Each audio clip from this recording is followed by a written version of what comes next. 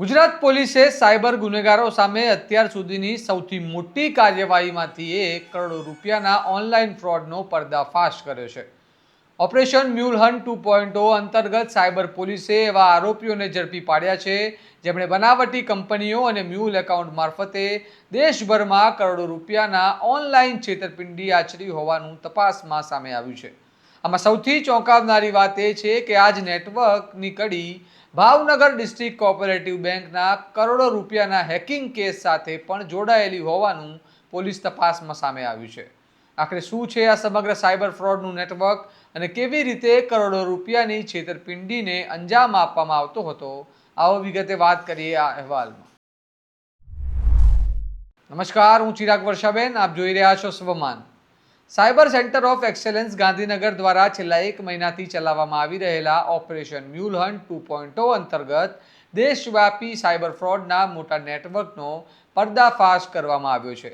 આ તપાસ દરમિયાન સામે આવ્યું છે કે આરોપીઓ ખોટા નામે કંપનીઓ અને પેઢીઓ રજીસ્ટર કરીને વિવિધ બેંકોમાં મ્યુલ એકાઉન્ટ્સ ખોલાવતા હતા અને ઓનલાઈન છેતરપિંડીથી મળેલી રકમ આ ખાતાઓ મારફતે અલગ અલગ જગ્યાએ ટ્રાન્સફર કરીને સગે વગે કરતા હતા. આ ઓપરેશન દરમિયાન અમદાવાદ અને સુરતમાંથી 4 મુખ્ય આરોપીઓની ધરપકડ કરવામાં આવી છે અને પ્રાથમિક તપાસમાં સામે આવ્યું છે કે આ નેટવર્ક દેશભરમાં અંદાજે 161 કરોડ રૂપિયા કરતાં વધુના સાયબર ફ્રોડ આચર્યા હતા. આ ગેંગ સામે દેશના વિવિધ રાજ્યોમાં અત્યાર સુધી 253થી વધુ સાયબર ક્રાઇમની ફરિયાદો નોંધાઈ ચૂકી છે અને પોલીસે અમદાવાદના વસ્ત્રાલ વિસ્તારમાંથી રહેતા વિશાલ ડોડિયાની ધરપકડ કરી છે અને તપાસમાં સામે આવ્યું છે કે આરોપીએ ચામુંડા કોમ્યુનિકેશન નામે બનાવટી પેઢી ઊભી કરીને અલગ અલગ બેંકોમાં ખાતા ખોલાવ્યા અને ઓનલાઈન છેતરપિંડીની રકમ આ ખાતાઓમાં જમા કરાવતો હતો. આ સમગ્ર તપાસ દરમિયાન ભાવનગર ડિસ્ટ્રિક્ટ કોઓપરેટિવ બેંકમાં થયેલા 7.34 કરોડના હેકિંગ કેસનો પણ મહત્વપૂર્ણ ભેદ ઉકેલાયો છે.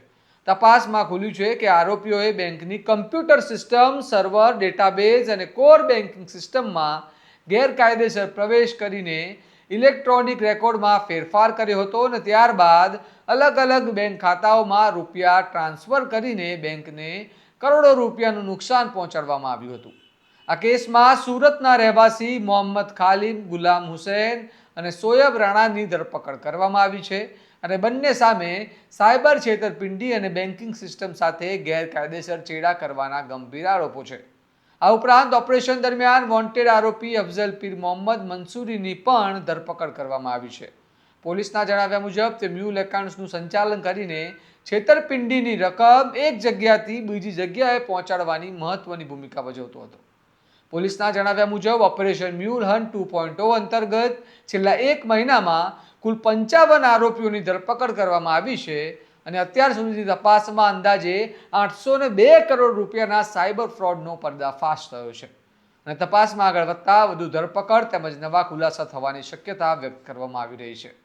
સાયબર ગુનાઓ સતત વધી રહ્યા છે ત્યારે ગુજરાત પોલીસની આ કાર્યવાહી મહત્વપૂર્ણ માનવામાં આવી રહી છે, પરંતુ સૌથી મોટો સવાલ એ છે કે શું આવા સાયબર નેટવર્ક હજુ પણ દેશના અન્ય ભાગોમાં સક્રિય છે?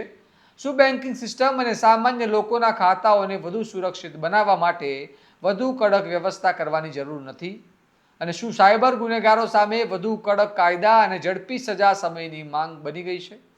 આ સમગ્ર મામલે તમારું શું મંતવ્ય છે? અમને કમેન્ટમાં જણાવો અને આવા જ વિશ્લેષણાત્મક અહેવાલો માટે તમારા સ્વમાનને લાઇક, શેર અને સબસ્ક્રાઇબ કરવાનું ભૂલતા નહીં. નમસ્કાર.